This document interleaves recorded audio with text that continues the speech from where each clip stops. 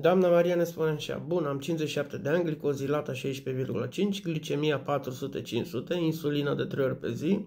Aș mai putea să fac ceva? Mulțumesc. Bună ziua, doamna Maria. Bineînțeles că puteți să faceți ceva. Puteți să induceți diabetul în remisie doar prin mâncare, da? Adică eu pentru asta sunt aici. Eu vă pot ajuta cu un plan alimentar personalizat să induceți diabetul în remisie. Adică mâncați pe săturate și slăbiți sau mâncați pe săturate și vă mențineți în funcție de metabolismul dumneavoastră și în funcție de diabetul dumneavoastră. Dacă este diabet zaharat, undeva la 2 luni veți scăpa de insulină. Dacă este pe fond de stres, între 3 și 11 luni. Dar necesită implicare din partea dumneavoastră, bineînțeles, adică nu mai puteți să trăiți viața așa cum ați făcut-o până acum. Dumneavoastră sunteți exemplu perfect la ceea ce eu susțin aici de când tot postez pe social media. În sensul că tratamentul medicamentos nu are nicio treabă cu diabetul. Diabetul este o boală care ține de nutriție și de stil de viață, pur și simplu, scurt pe 2. În sensul că ați ajuns la insulină. Până să fiți la insulină, ați avut, bineînțeles, tratament medicamentos, da? Pastile. Ați băgat pastile. Și pastilele, la fel ca și insulina, vă mențin glicemiile într-un anumit interval.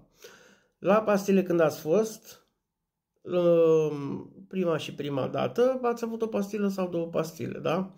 Și v-a menținut glicemia până când a străpuns tavanul valorilor. Adică pastilele, tratamentul medicamentos și insulină și orice alte injecții nu vă permite să aveți glicemia prea jos, dar nici prea sus. Ei, ideea este că odată organismul ce se obișnuiește cu tratamentul medicamentos, la un moment dat va ceda și va străpunge tavanul valorilor, lucru pe care l-ați pățit, da? De la o pastilă ați ajuns la 2 pastile, de la 2 pastile ați ajuns la 3 pastile și așa mai departe până va băga pe insulină. La insulină, când ați intrat pe insulină, a fost cu o mică diferență, da? Că ați avut glicemii oscilante până v-a găsit doza, până v-a găsit insulina respectivă care trebuie, că e lentă sau rapidă, în fine.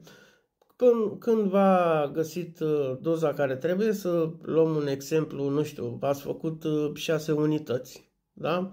Păi de la 6 unități, același lucru ca și la pastile, a străpuns și tot v-a băgat unități și la un moment dat v-a spus, păi nu mai faceți doar insulină rapidă, băgați și insulină lentă. Adică diabetul avansează, să nu credeți că dacă luați un tratament medicamentos, că aruncați câteva pastile pe gât sau că vă injectați insulină sau mai știu eu ce altceva, că diabetul va lua concediu. Nici de cum. Nu o să vedeți asta în viața dumneavoastră. Drept dovadă sunteți dumneavoastră, da? Că exact asta trăiți acum. Și în principiu, eu cu oamenii cu care lucrez, cine a avut diabet zaharat, în 2 luni a scăpat de insulină, adică doar prin mâncare, pur și simplu. Au mâncat pe săturate și au slăbit, da? Sau au mâncat pe săturate și s-au menținut, în funcție de metabolism, în funcție de diabet. Ideea este în felul următor. Dacă veți menține aceste glicemii atât de ridicate și încă nu ați dezvoltat complicații, dar eu cred că deja ați dezvoltat complicații. Dacă ați ajuns la astfel de glicemii și încă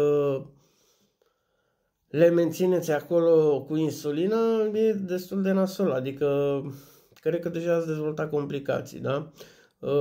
Da, eu vă pot da diabetul înapoi, să-l induceți în remisie, dar nu știu ce să vă spun despre complicații, pentru că nu știu ce fel de complicații aveți.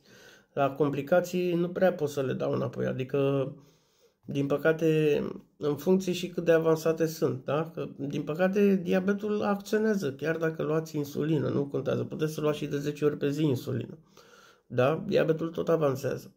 Din păcate, asta este realitatea. Dacă vreți să știți, în principiu, ce determină un stil de viață sănătos, practic înseamnă un plan alimentar personalizat, hidratare în mod corespunzătoare, odihnă în mod corespunzător și să implementați sportul la un anumit punct în viața dumneavoastră. Nu vă gândiți că vă trimit pe un teren de fotbal sau că vă trimit la nu știu ce fel de olimpiadă. Și asta depinde dacă mai puteți să faceți sport din cauza complicațiilor, da? Adică, după cum ați remarcat, dacă aveți, Doamne ferește, eu sper să nu aveți, dar complicațiile afectează în mod major calitatea vieții, din păcate. Și da, dacă ați stat suficient de mult încât să dezvoltați complicații, e destul de nasol, dar mai puteți să dați diabetul înapoi, da? Astfel încât să nu mai avanseze, să nu mai dezvoltați alte complicații, complicațiile să nu avanseze. Adică sunt câteva chestii pe care încă le mai puteți face, da? Dacă încă n-ați dezvoltat complicații. Acum, dacă considerați că aveți nevoie de ajutor, aveți numărul meu de telefon la profilul meu sau intrați pe site-ul meu remisie.ro și aveți acolo buton de WhatsApp, îmi puteți scrie și vă ajut cu cea mai mare plăcere. Până atunci vă doresc succes, numai bine și Doamne ajută!